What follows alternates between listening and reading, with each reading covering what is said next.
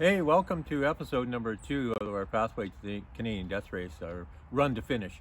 And I recently asked about on the Facebook forum for Canadian Death Race why people drop out of ultras, and dehydration, ankles and knees came right from the race director. And you guys came up with lack of training and lack of preparation for the race. So this session, episode 2, is all about your training schedule and your heart rate zones. So we need to get after it, right, Jasper? Hey, we're gonna go? All right, let's go. Well,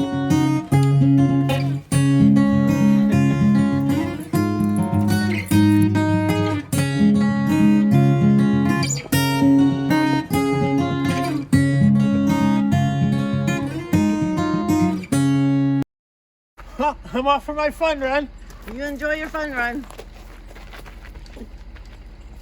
So we have our week planned out. So this is our training week here. We'll have another training week, and then we'll have a rest week, and then we'll start repeating. And I hope you started putting in your distances and times up here. We now need to have a matrix in which to make sure that we stayed correct within the run. And we're going to use heart rate. And the first value that we need is maximum. What is your maximum heart rate? And there's a ton of videos on how to do this.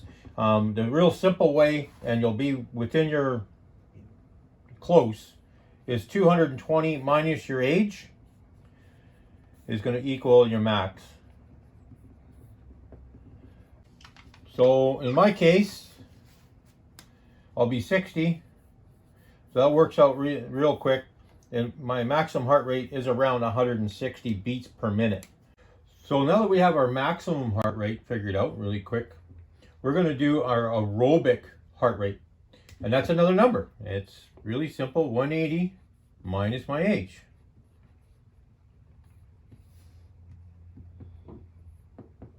Is going to equal my aerobic heart rate. So I take 180 minus my age. It's going to equal 120 as an aerobic threshold heart rate. And because I'm an active runner, I can actually add 5 more beats. So my aerobic threshold is 125 beats per minute. So now we have our maximum heart rate and our aerobic heart rate thresholds figured out over here mathematically. We're going to put them in zones. And if you've done any reading, you'll know that there's 5 zones, where 5 is the most intense and 1 is the easiest. And they're back-figured from your maximum heart rate. And zone 5 is 90% to 100%. And as we go down the chart, this is what happens.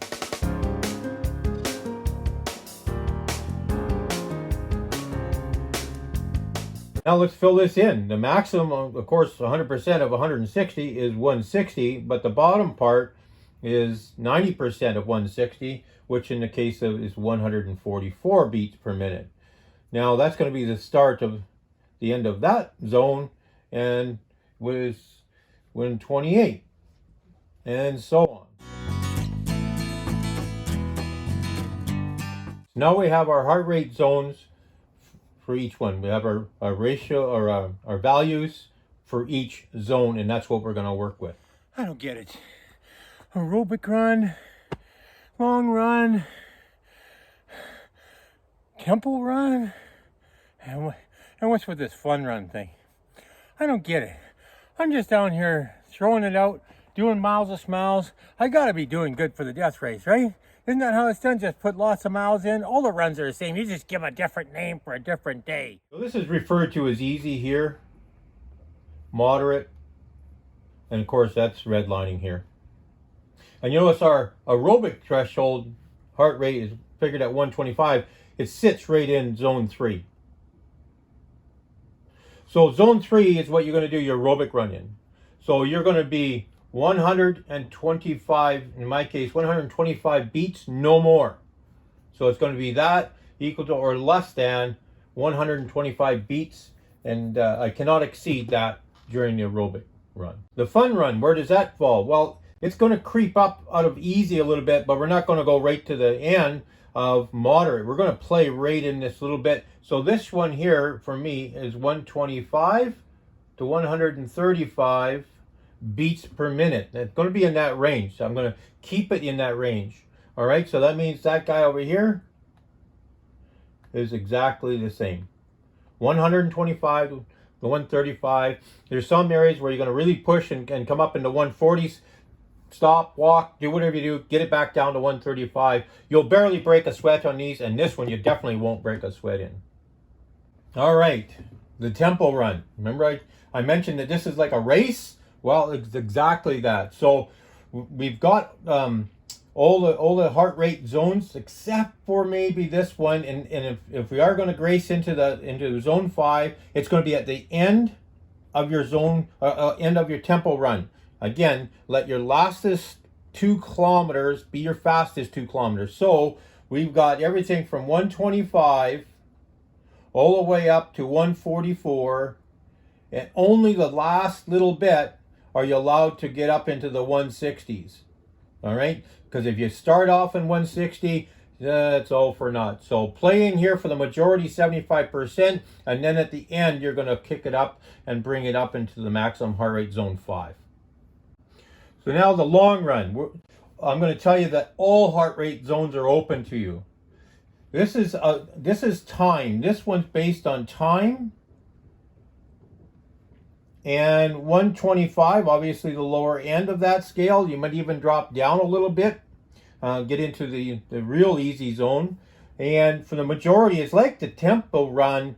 You're going to be up into 144, but the average time is spent down in here on your long run, not up in here. This is the minority part. So when you're finished, you're going to again do this. If you wanted to, like the tempo run, you can push it out at the end, but I don't suggest you do. I suggest you stay in the 125 to 144 with a majority of your time down in the lower end of your heart rate. This 144 is going to come on hill ascends and stuff like that. So 125 to 144. How was your fun run? No expert, but I think you went out a little fast.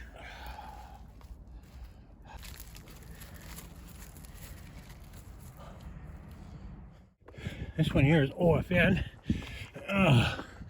Usually I'm coming down this, but today we're going up. Go one direction. The next time I go the other direction. But as you can see, it's a major hill in there. Good little stepmeister. No cheating. Over the top. There it is. Woo.